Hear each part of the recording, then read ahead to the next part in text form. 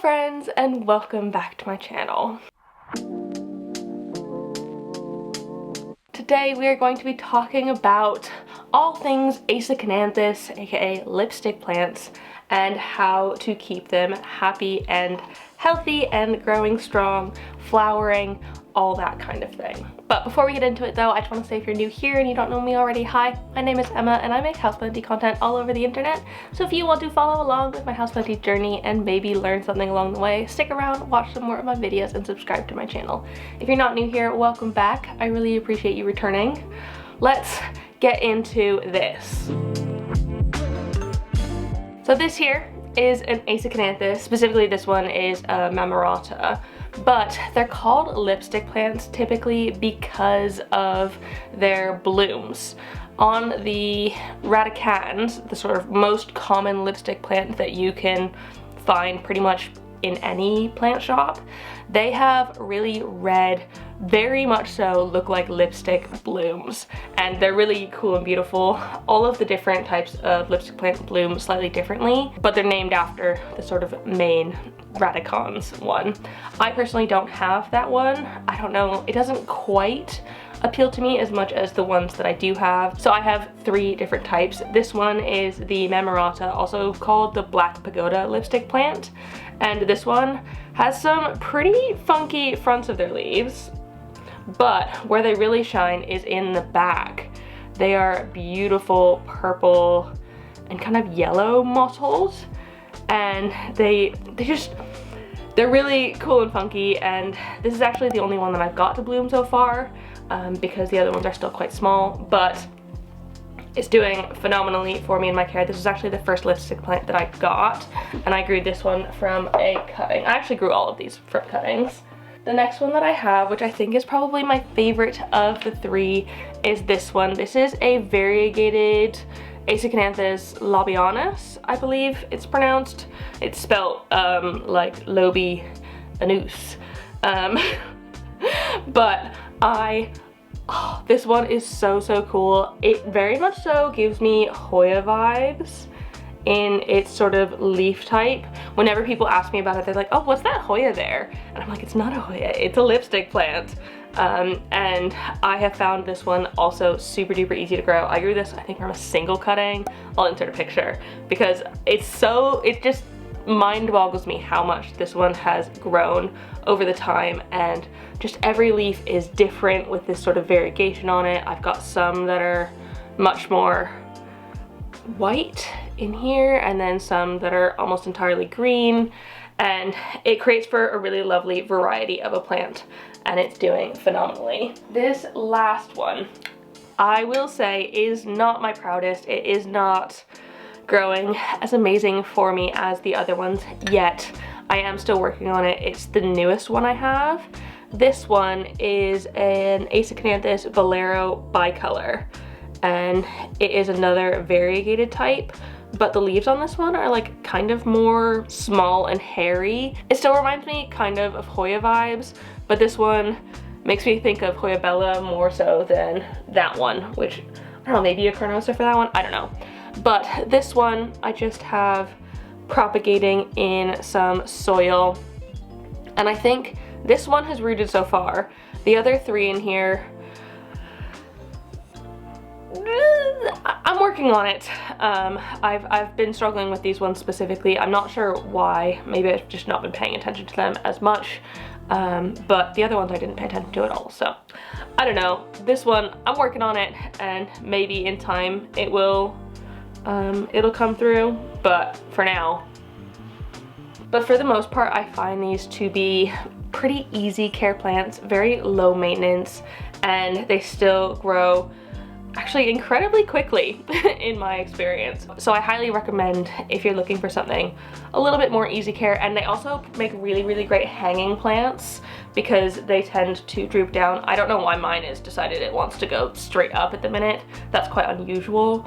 And they are epiphytic as well, and while most epiphytes tend to climb up, these ones are definitely a down trailing one. So really cool plants, and I highly recommend to pretty much everyone. The most common advice light-wise is to keep them in sort of bright indirect light, and I kind of agree with that. I think that that is probably the best bet for this one, but I have kept this one previously. I've only recently just moved it because I repotted it and it grew out of the hanging pot it was in. But I, until very recently, had this one directly in front of a southwest facing window, getting the maximum possible light in my home, given I live in the UK and it is not sunny most of the time, but there are times when it is really hot and sunny, and this one was getting bright light. And I think that is why some of my leaves on it are a little bit more, not sun bleached, but the sort of new ones at the top. You can see they're a bit more green in color as opposed to these sort of like more pale, not quite anemic looking, but slightly anemic looking. So they can tolerate higher, and in the case of this one, I do recommend it. I think it really liked it. Now this one's living directly under a grow light that's on for 15 hours a day, so not quite as bright of light, and it's a bit too soon to tell whether or not it likes it, but for now that is the space that I have for it. With the other two though, I have kept them in much lower light. I'd say probably medium indirect, and it has been perfectly happy in that. I don't think it's had any trouble with it at all. And I have actually heard, I'm not positive on this, but I have heard from Lottie, who gave me this one, that she finds hers is more variegated when it's not in as bright of light. So take with that what you want. And I've not personally experienced it, but it is something that someone's told me, and so I figured I may as well share it with you in case that is your situation as well. Do let us know down in the comments if you have experienced that. I would be very interested to hear about it, but this one hasn't been getting all that much light and it is still producing amazing variegation. So I mean, I can't say it's wrong. Also, light does encourage the plants to bloom. Obviously not putting it in like direct, bright, hot sun all the time, but if you're struggling to get your plant to bloom, you can increase the light and that might help. But I can talk more about that in the flowers section of this video. I personally found lipstick plants to be extremely drought tolerant.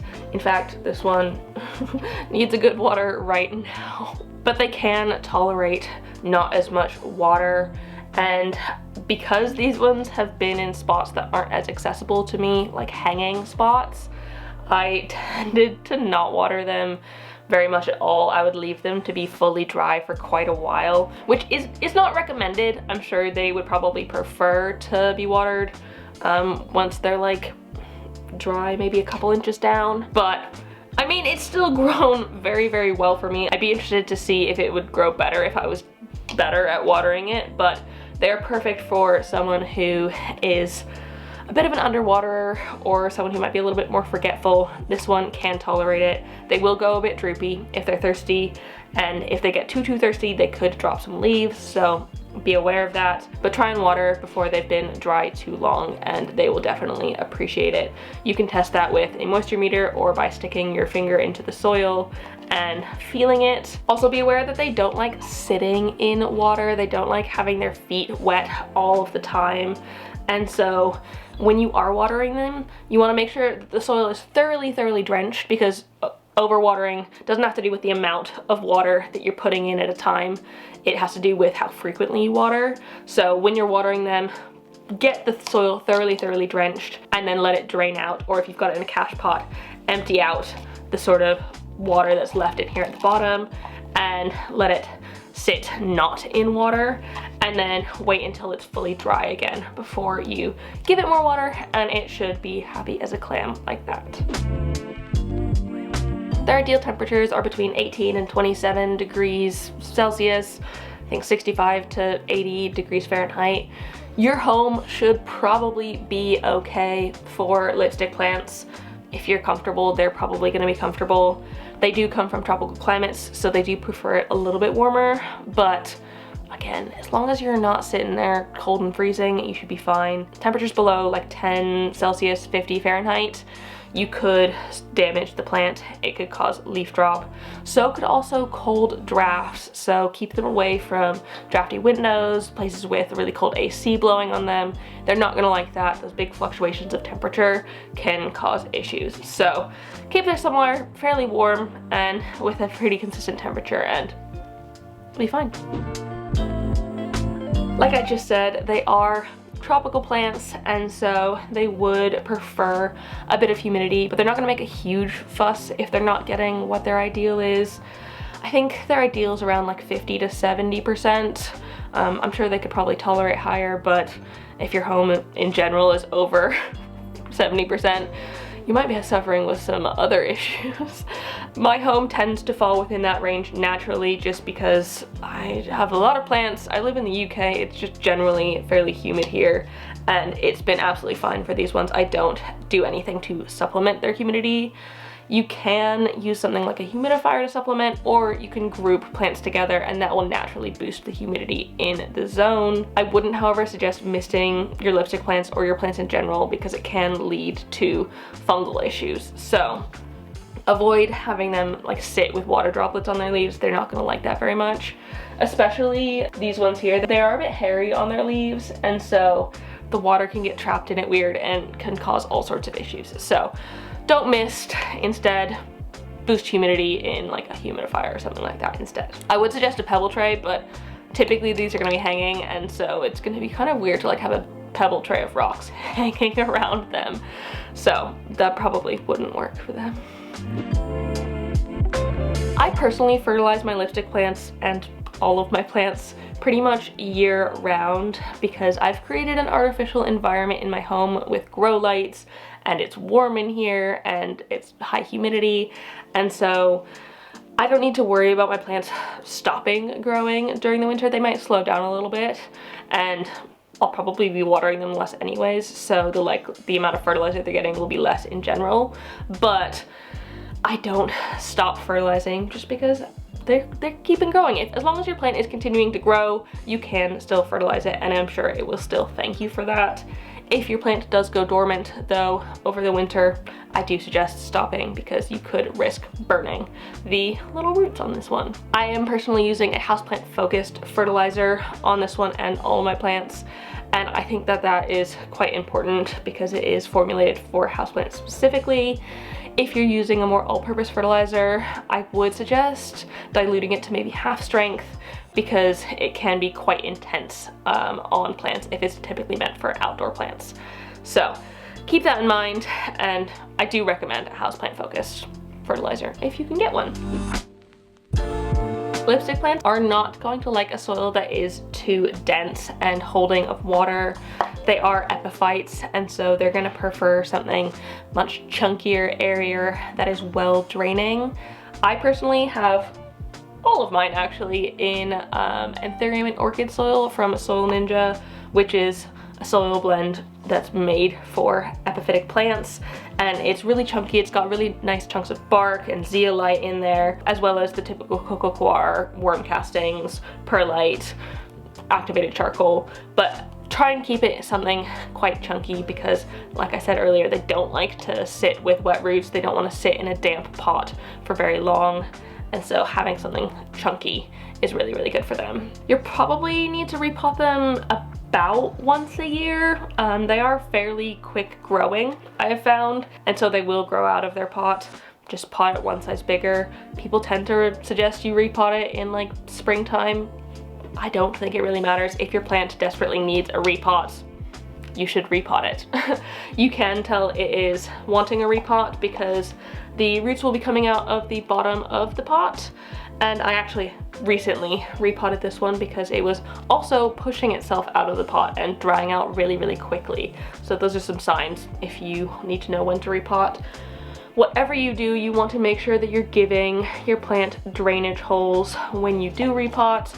Try not to repot it directly into something that doesn't have drainage unless you are like immaculate with watering, which is extremely difficult. So you can do it if you trust your instincts, but just beware that they're gonna prefer something with drainage unless you're perfect at watering. Like I mentioned at the beginning, I have grown all of these from propagations, and they are really easy to propagate from stem cuttings. As long as you have a bit of node in there, which is where the roots are gonna come out of, you should be absolutely fine.